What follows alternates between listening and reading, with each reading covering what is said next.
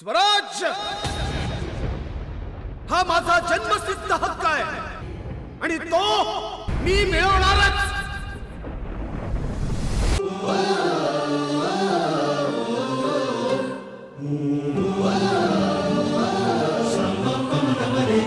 Swaraj.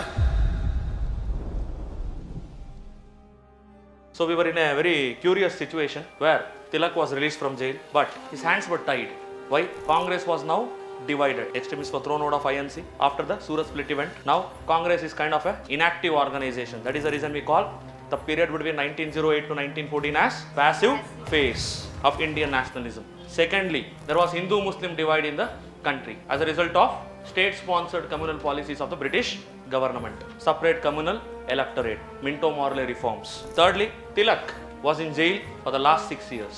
Now he is released. It doesn't mean he is completely free to do whatever he wants. Now, in the year 1914, the First World War was about to start.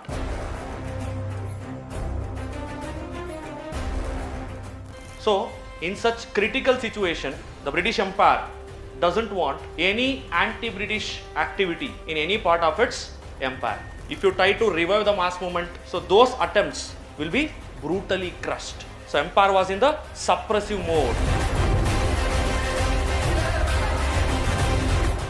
Even if Tilak tries to do anything to revive the mass activities, he has to do it without alarming the Britishers. Split in INC, last 6 years with regard to INC, Hindu-Muslim divide, youths are also divided. Some of them entered into revolutionary activity, some of them were scared, and at the same time, there is beginning of the First World War, 1914 to 1918. The British Empire would do anything to protect its empire in different parts of the world. So that is the reason they'll keep a strong vigil on Tilak and his activities. Dogs and British are not allowed.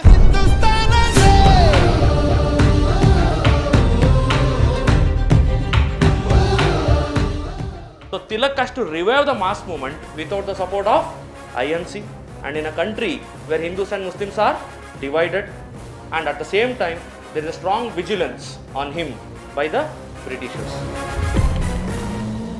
He has to do something without alarming any of them. So what will Tilak do? Tilak will start Home Rule League in the year 1916 from the month of April. And some of you might ask me, when Britishers were not ready to allow any nationalist activity, why did they allow Home Rule League of Tilak?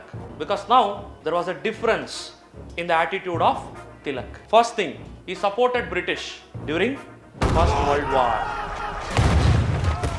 Second thing, to create awareness about the Home Rule. Home Rule under the British Empire. He wants Swaraj. He wants Indians to rule India, but he wants India to be the part of British Empire. Thirdly, when he started HRL, Tilak told it is going to be a limited movement, not a mass movement.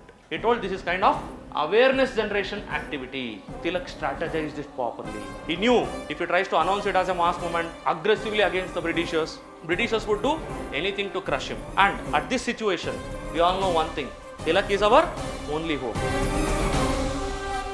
Along with him, there was one more lady from Ireland, Annie Besant. HRL was led by both these leaders, Tilak and Annie Besant.